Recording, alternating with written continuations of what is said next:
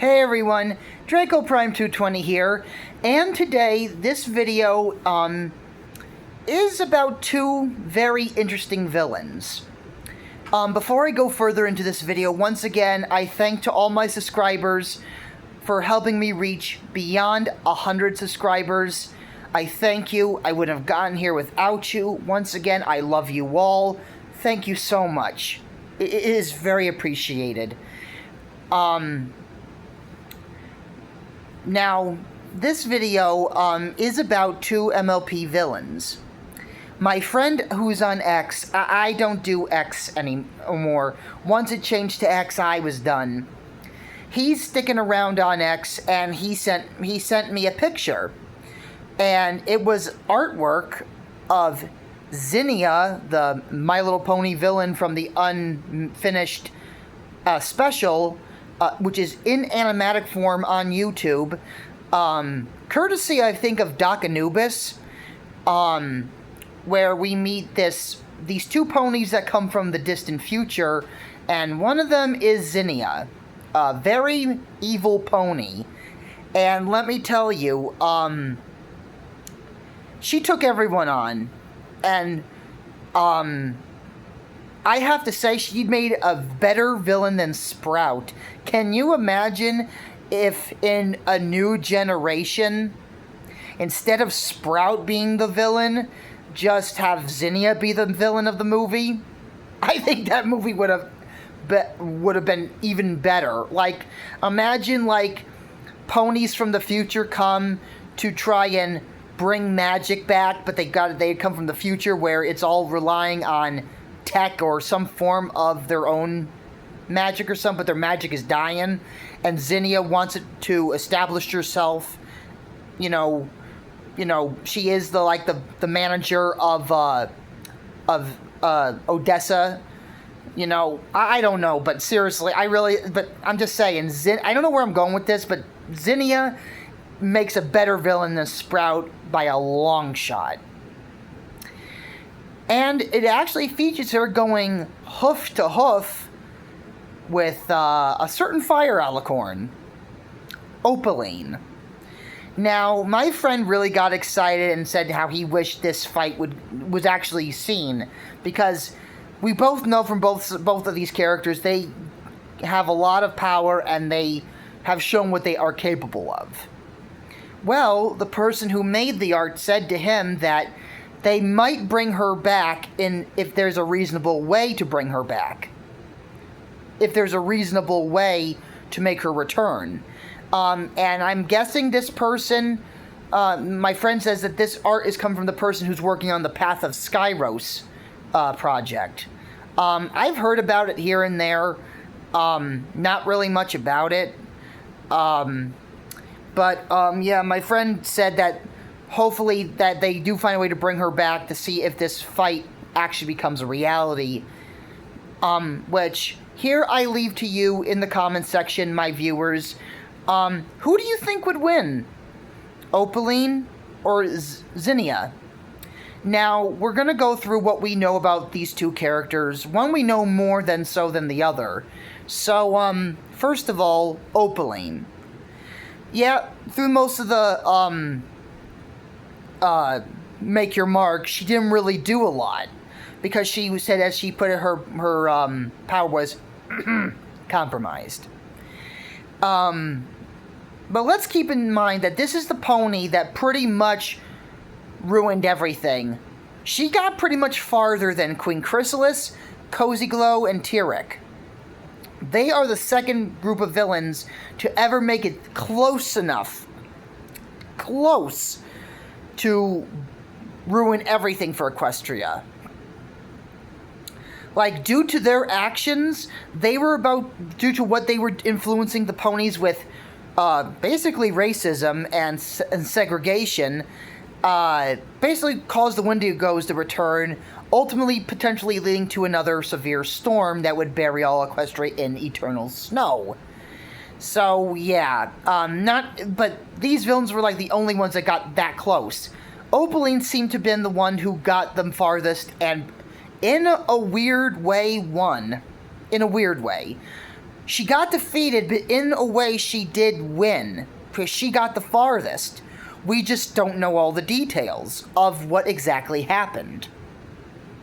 Which, I'm really hoping if this Path of Skyros thing actually is actually going to be revealed at some point, hopefully we get some answers to what did happen, and, you know, what were the events that occurred. Because we do got a lot of fan projects that do kind of give us little tidbits of what happened in their own ideas and theories, but we don't have anything legit. But Opaline, we know for the most part of Make Your Mark, is kind of in her castle, scheming, acting as the classic villain, you know, but she does rely on potions, illusion, manipulation, and unfortunately Misty Bright Dawn to do most of her work. But once she does have Dragonfire, unfortunately, through Sparky, which still, one, I don't understand the hate for Sparky, two, he's a baby, and seriously, My Little Pony, you know how to get dark. Are you sure you're made for kids? Yeah, I get they are made for kids, but sometimes they have those things, those bits in the shows where you're like, this is for kids? And you've seen Friendship is Magic, you know what I mean. Like, for one perfect example, the Storm King. The Storm King is turned to stone, and then he's left all over the ground. Like, he's right over there, and over there, and over there. Like, for goodness sake, he's shattered. Like, that's kind of freaky, and that's kind of messed up for a kid's show. But when we do know Opaline is at full power, she is a threat to reckon with, and she is very volatile, prone to anger, to be easily frustrated, especially in her little duel with Sunny in Missing the Mark, which I think is one of the best episodes of Make Your Mark, hands down. Yeah, Opaline also can use, like, to steal cutie marks. Basically, she's pulling a Starlight Glimmer. I actually wonder if she did find the spell or the some form of spell that, like, we know, we don't know the exact spell that it is called that Starlight uses to switch cutie marks, or is that just her natural ability? Did Opaline stumble upon something of Starlight's that allowed her to learn that spell? Because I don't think every pony or every alicorn knows how to steal a cutie mark. The other thing is, she does use, like, the dark tendrils of the trees to her advantage when they are corrupted. Now we know what she was capable. We have an idea of what she was capable of in the past, and we also know what she is capable of at full power. And also that the fact that she had to take Dragonfire to enhance herself, but also, as Spike puts it, she utilized dark methods to become a fire alicorn. So does this mean she was something else? Like, was she a different alicorn before she became what she is now? And this makes me wonder, is Spike and the dragons on the Isle of Scaly the only surviving dragons left? Like, is that all of them? Is that what's left of the dragon population? Or are there other groups scattered across the world? We don't know. It just makes me dread, was Opaline responsible for a potential extinction of the dragon species? We don't even know what happened to Ember or Smolder. And that's kind of concerning. I don't know, but I just get a bad feeling. I can't shake the feeling. Now we talk about Zinniea. We don't really know a lot about her character or her history. All we know is that she is an evil Earth Pony powerhouse. She looks like an anime villain because she's got, like, the Japanese hair, the Japanese aesthetic hair. All we know is she's very powerful, very evil, and she revels in what she does. So, we know she is very skilled with her Earth Pony magic, and that her Earth Pony magic actually are vines, but have thorns on them. And she can emit, like, shock waves, and I think at one point in the anime, I think she elevates the ground so she gets a higher position. I can't exactly remember. I gotta go back and watch that. She gives Sunny a run for her money. But it takes every pony's help to get her defeated. So that makes me wonder, the artist who said that, my friend said that the artist said that if there is a reasonable way to bring her back, they probably will. But this makes me wonder, and once again, to my viewers, I ask you this.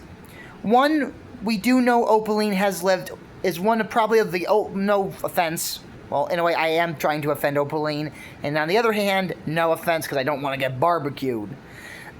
We know Opaline is probably currently the most oldest character to exist, and she was basically around during the events of Friendship is Magic, and it's revealed now that she's been around this long, so this makes her maybe a bit older than Luna and Celestia. And she's probably got so many years of experience in Magic, aerial combat, flight, and agility, and she is immortal. Zinniea, on the other hand, is a highly skilled Earth Pony with Dark Earth Pony magic. So, but she's not immortal, but she can use also her magic to give herself a good defense and offensive abilities. So, I could see this fight going... I think, personally, I'm going to give everyone my opinion now. I'm sorry to say, but I think due to Opaline being thousands of years with experience, immortal, I could see her winning the fight. But Zinniea also can use probably dirty tricks, tactics, fight dirty, and use that way to win. But she's probably got so many years of experience, but she's a pony from the future. One, we don't know Zinnia's age, and second of all, she is a mortal pony. She would probably give Opaline a good fight, and it's not uncommon for an Earth pony to try and tangle with a alicorn. Hitch, which I gotta commend Hitch for trying to do something like that, taking on an alicorn, a immortal being that has vast more knowledge and experience. Well, he's probably in maybe, I would say Hitch is 20 years old, maybe 22, I'll say, and he's gutsy. I gotta give him credit where credit's due. He's trying to protect his town, protect the ponies, and he's giving all he's got. That was something I did not expect to see in Roots of All Evil Part 1. I actually, to be honest, I was expecting Twilight to show up. Yeah, I actually was expecting Twilight to make like a surprise appearance and be like, I'll handle this. You know, but didn't happen, unfortunately. The one thing I was thinking was going to happen when Sunny was on her way to confront Opaline in Part 2, that Spike was going to be, mind-controlled Spike was going to be sent out to stall Sunny, slow her down a bit. And I would have liked to see a little, like, aerial chase between Spike and Sunny, like Sunny using her shield to block Spike's fire or something like that, and maybe Spike, like, maybe she yells at Spike to stop, and maybe Spike snaps out of it briefly and gets, like, a glimpse of Twilight and thinks he's attacking her. I think that would have added a little bit more of an emotional punch to that episode, to Part 2. But, yeah. We don't know much about Zinniea, but we do know she is a very tough fighter and very confident and competent in her skills. But she does revel in what she does. She does, and I think her overconfidence could backfire along with Opaline's quick to anger, quick to get frustrated. I really think both these characters have flaws to where one side could win, one may live to fight another day. But I'm sorry, but if Opaline was not willing to let Zinniea live, I think Zinniea would become a salad. Or basically like when Joker says to Poison Ivy, "You bring the plants, I'll bring the weed killer." Yeah. So yeah, I really wanted to throw this all out to you and get your opinions on this. Let me know in the comments section below of what you think and who you believe would be the winner. So, yeah, hope you enjoyed this video. And once again, thank you all for helping me reach my goal. I hope you stick around. Stick around for what's to come. So, enjoy your day. Stay safe. Stay cool. Enjoy the fresh air. And until next time, I am Draco Prime 220, signing off. See you, everyone.